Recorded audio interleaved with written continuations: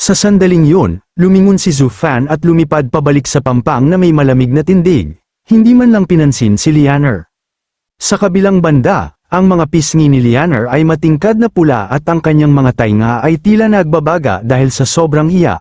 Noon mismo, nagbalik tanaw siya sa panahong iniligtas ni Zhu Fan ang kanyang buhay 11 taon na ang nakararaan.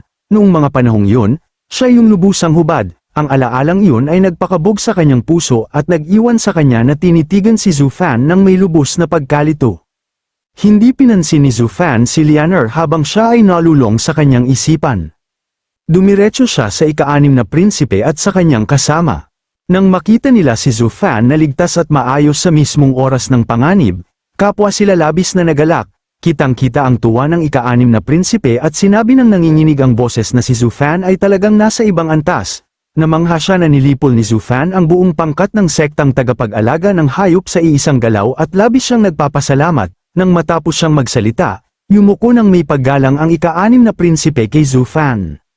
Ngumisi ng may sarcasm si Zhu Fan at winagayway siya, bagaman ang kanyang mga mata ay nagtataglay pa rin ng misteryoso at hindi mabasa na lalim.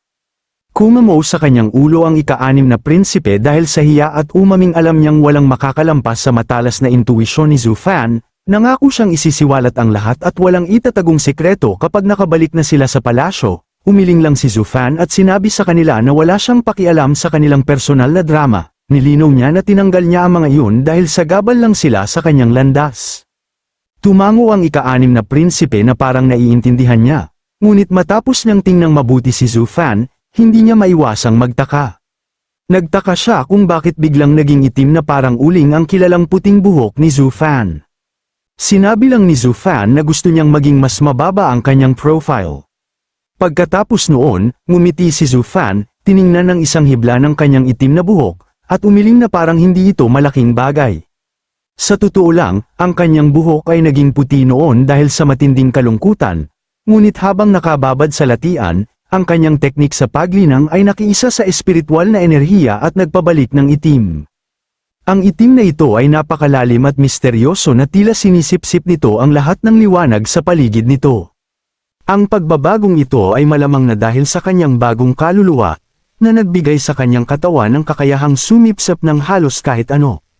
Gayunpaman, hindi ito ikinabahala ni Zhu Fan dahil balak niyang mag-isa at putulin ang ugnayan sa kanyang nakaraan. Naisip niya na ang pagpapalit ng kanyang anyo para sa isang bagong simula ay hindi naman masamang hakbang. Sa kaisipang iyon, inihagis ni Zhu Fan ang kanyang buhok pabalik at nagtungo sa lawa. Sigurado siyang ito ay isa sa 8 selyo ng espiritual na enerhiya sa mortal na kaharian. Ang mapa ng matandang dragon ay tumpak, at ang kanyang susunod na hakbang ay ang maglagay ng drainage array dito mismo. Biglang, sumigaw si Lianer sa takot at itinuro ang tubig sa ilalim ng kanyang mga paa. Lahat ay tumalon at tumingin pababa, agad na nagpanik. Sa ilalim ng kristal malinaw na tubig, lumitaw ang mga imahe ng napakalaking deformed na mga halimaw, na naglalabas ng nakakatakot na intensyon na pumatay. Gayunpaman, para lamang silang mga refleksyon, na lumalangoy ng walang pakialam at hindi man lang napapansin ng mga taong naroon, kahit na gayon, ang sobrang diin na ibinibigay nila ay nagpalamig sa bawat buto ng lahat. Malinaw na ang mga bagay na ito ay nasa ibang antas kumpara sa karaniwang espiritu ng halimaw. Damilat si Chubo Liu Feng at sinabing kung ang mga bagay na ito ay makalabas, ito ay magiging isang malaking sakuna. Bulong ni Zhu Fan ang pangalang Nether Sea of Undead, na may matalim na tingin sa kanyang mga mata. Lahat ay nakarinig ng kakaibang pangalan at tumingin sa kanya para sa mga sagot. Ngunit pinili ni Zhu Fan na manahimik, alam niyang ito ang pinakamapanganib na lugar sa sagradong lupain, isang lugar na kahit ang mga malalakas ay kinatatakutan.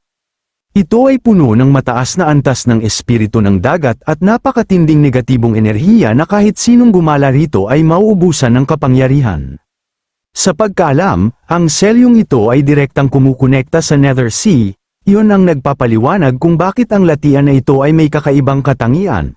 Dahil ito ay tinatamaan ng espiritual na enerhiya mula sa Nether Sea, ang mga halimaw na iyon ay wala naman talaga sa lawa.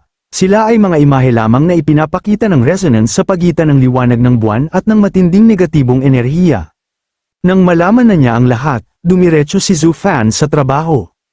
Patuloy siyang naghagis ng mga Saint Spirit Stone sa liwanag, nagpapadala ng maliliit na alon sa ibabaw. Ang grupo ng ika-6 na prinsipe ay nakatayo lamang doon na nanunood ng tahimik, hindi magawang umimik. Matapos ang 3 oras na walang tigil na trabaho, nang may lagay na ang huling bato, nagsimula si Zhu Fan na gumawa ng mga hand sign sa bilis ng kidlat. Itinuro niya ang gitna ng lawa at binigkas ang spell upang buhayin ang Sealing Array. Isang malaking ugong ang umalingaw-ngaw sa himpapawid, isang malakas na spatial wave ang sumabog, niyugyug ang lawa at binaluktot ang espasyo sa paligid nito. Ngunit makalipas ang isang saglit, wala na ang lawa, pinalitan ito ng kaparehong mababangong bulaklak na naroon noon. Lubhang nagulat ang ika-6 na prinsipe at tinanong si Zhu Fan kung saan na nga ba napunta ang lawa. Malamig na ipinaliwanag ni Zhu Fan na tinataka na niya ang buong bagay. Humakbang siya papasok sa mga bulaklak at napansing ang lupa sa ilalim niya ay sa wakas ay matatag na muli. Kinumpirma niyang mahigpit na nakakandado ang bangin at wala nang kakaibang mangyayari maliban kung siya mismo ang magpasyang buksan ito. Tiningnan ng ika-6 na prinsipe si Zhu Fan nang may dalang tunay na paggalang. Tumango si Zhu Fan at naghanda na umalis. Sinabi niya sa kanila na dahil tinulungan nila siya, gagantihan niya ang pabor sa pamamagitan ng pag-aalaga sa kanilang mga natitirang kaaway.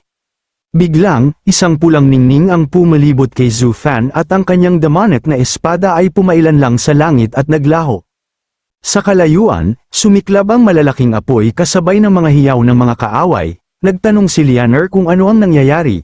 Na tila lubhang nalilito, malamig na ipinaliwanag ni Zhu Fan na kahit patay na ang mga leader, mayroon pa ring ilang natirang alagad, kaya tinapos na niya sila habang nandyan na siya. Ginawa niya ito upang mapanatili silang ligtas at upang maging pantay sila. Nagulat si Lianer at nagsimulang manginig ng mapagtanto na nilipol lang ni Zhu Fan ang isang buong sektang. Sa kabilang banda, labis na tuwa ang ika-6 na prinsipe. Lumuhad siya upang pasalamatan si Zhu Fan at ipakita ang kanyang lubos na pagpapahalaga. Ang emperador ng Quanrong ay nagtanong kay Marshal Tua kung nailikas na ba ang lahat ng kanyang panloob na bilog. Nakaupo sa tabi ng madilim na pasukan ng bodega sa palasyo, ang matandang emperador ay tila nangangalirang at hindi mapigil ang bamantong hininga. Si Chua Tai Ishan ay nakatayo sa malapit at kinumpirma ang paglikas. Bagaman puno pa rin siya ng mga tanong, tinanong niya ang emperador kung ano ba talaga ang nangyayari na kinakailangan niyang paalisin ang kanyang pinakamalalapit na tao. Tumingala ang emperador sa buwan at bamantong hininga. Sinabing ito ay isang napakalaking kahihiyan sa kasaysayan ng kanilang bansa. Sasalaysayan na sana niya ang isang matagal nang itinatagong sikreto ng palasyo sa Marshal, ngunit naputol siya ng may isang madilim na figura na lumipad mula sa bodega. Ito ay si Zhu Fan at ang grupo ng ika-6 na prinsipe na sa wakas ay nakabalik. Lubhang natakot ang emperador ng Quanrong nang makita silang dumating.